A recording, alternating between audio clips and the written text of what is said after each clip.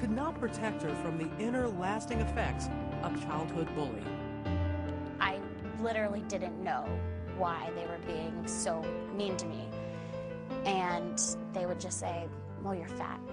And then a few months later, I developed an eating disorder. Throughout her childhood, Demi struggled with bulimia. Her family found professional help, but Demi was keeping a secret. She was cutting herself, intentionally self-mutilating her wrists. Do you remember the first time that you cut yourself? I was 11. It was a way of expressing my own shame of myself on my own body. And there were some times where my emotions were just so built up, I didn't know what to do. The only way that I could get instant gratification was through an immediate release on myself.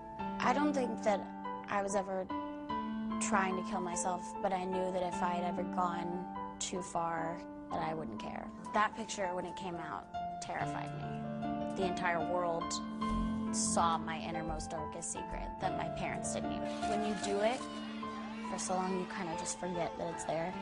And I had put makeup on it before, so I thought it was covered. That was a wake-up call, but then I just started doing it in places where no one would see it. So you become a little more... sneaky. My mom was terrified of walking into my room in the morning sometimes because she didn't know what she would find, because it had become that serious. Then, a turning point. Years of self-abuse could not be ignored. I was performing concerts on an empty stomach.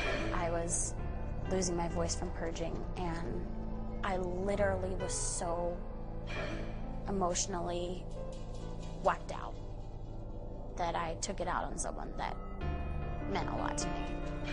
Demi physically struck one of her dancers, Alex. I take 100% full responsibility. The second I kind of came out of my mania and realized what I had done, I felt sick. Demi's family and management team held an intervention. They sat me down and said, you can't live like this, like, you need to get help.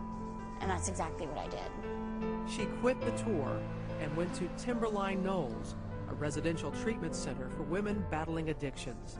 There, she would receive a shocking new diagnosis. Demi was bipolar.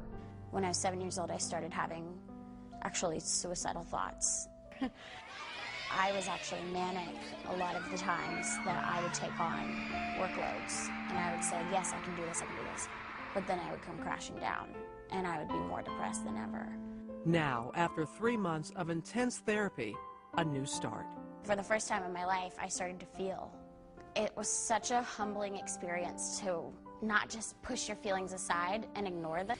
Her new tattoo, a mantra, stay strong. The message is for me. It says, stay strong.